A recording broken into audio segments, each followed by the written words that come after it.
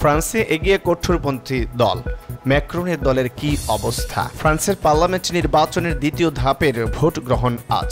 স্থানীয় সময় সকাল 8টায় শুরু হয় ভোট। 501টি আসনে রান অফে মুখোমুখি হবেন প্রার্থীরা। জরিপে এগিয়ে কঠোর ডানপন্থী দল ন্যাশনাল রেলি। গত রোববার নির্বাচনের প্রথম রাউন্ডে ভোটের উপস্থিতি ছিল 68%। নিরঙ্কুশ জয় পান মাত্র 76 আইন প্রণেতা। এদের মধ্যে 39 জন ন্যাশনাল রেলির।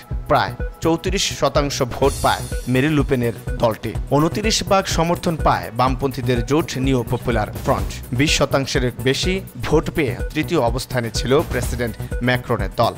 ফ্রান্সের সরকার গঠনে 577 আসনের পার্লামেন্ট নিশ্চিত করতে হয় 289 আসন। গাজায় স্কুলে ইসরায়েলি বোমা হামলায় লাশের সারি, রক্তাক্ত দিন।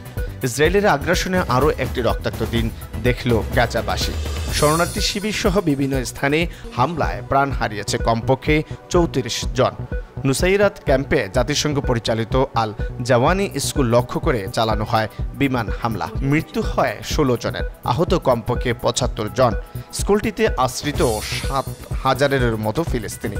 ইসরায়েলের দাবি সেখানে আস্তানা বানিয়েছে হামাস সদস্যরা।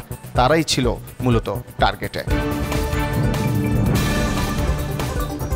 ফের আলোচনায় হামাস ইসরায়েল, আশার আলো দেখবে যুদ্ধবিরতি। যুদ্ধবিরতির ইস্যুতে দুপক্ষের মধ্যে এখনও অনেক ঘাটতি রয়েছে। এক বিবৃতিতে তথ্য জানিয়েছে ইসরায়েলি প্রধানমন্ত্রীর কার্যালয়। এদিন কাতারের রাজধানী দোহায় নতুন করে শুরু হয়েছে আলোচনা। আলোচনায় ছিলেন যুক্তরাষ্ট্র ও ইসরায়েলের গোয়েন্দা সংস্থার প্রধানরা। আলোচনায় এগিয়ে নিতে আগামী সপ্তাহে আবার মধ্যস্থকারীদের সাথে আলোচনায় বসবে মুসাদের প্রতিনিধিরা। জিম্মি মুক্তির আলোচনায় যুক্তরাষ্ট্রের প্রস্তাবে রাজি হয়েছে হামাস। ইসরায়েলি জিম্মি মুক্তির আলোচনা শুরু করতে যুক্তরাষ্ট্রের দেয়া প্রস্তাবে রাজি হয়েছে ফিলিস্তিনের স্বাধীনতাকামী সংগঠন হামাস।